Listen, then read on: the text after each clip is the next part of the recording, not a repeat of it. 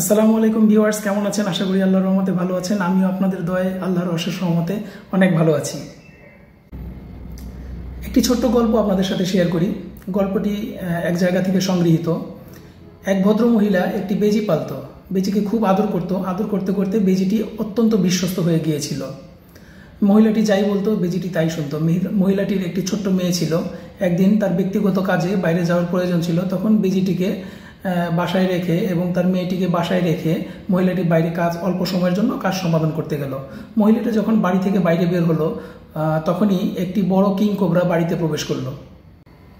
বেজিটি তখন মেয়েটিকে রক্ষা করার জন্য ওই কিং কোবরার সাথে প্রচণ্ড লড়াই করলো।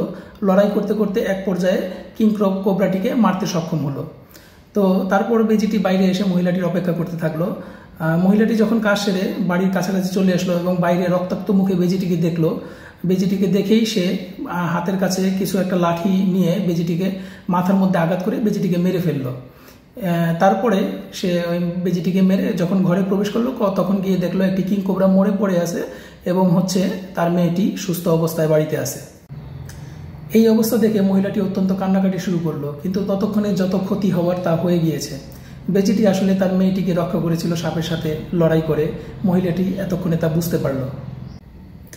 এই ঘটনা থেকে আমাদের কিছু শিক্ষণীয় বিষয় আছে। শিক্ষণীয় বিষয়টা হলো এরকম, আমরা হঠাৎ কোনো কিছু দেখেই সাথে সাথে ডিসিশন নেওয়া আমাদের কোনো উচিত নয়। কারণ আমরা চোখের সামনে যেই দৃশ্যটি দেখতে পাচ্ছি তার পেছনে অনেক ঘটনা থাকতে পারে।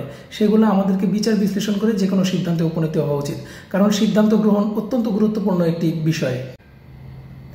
একটি সিদ্ধান্তের সাথে অনেক কিছু জড়িত থাকে। তাই আমরা সবাই চেষ্টা করব যখনই যে সিদ্ধান্ত নেই সবকিছু ভেবে চিনতে একবারে সুস্থ মস্তিষ্কে এবং ঠান্ডা মাথায় সমস্ত সিদ্ধান্ত নেওয়ার জন্য। আশা করি সবাই বুঝতে পেরেছেন। সবাই সুস্থ থাকবেন, ভালো থাকবেন। আসসালামু আলাইকুম ওয়া রাহমাতুল্লাহ।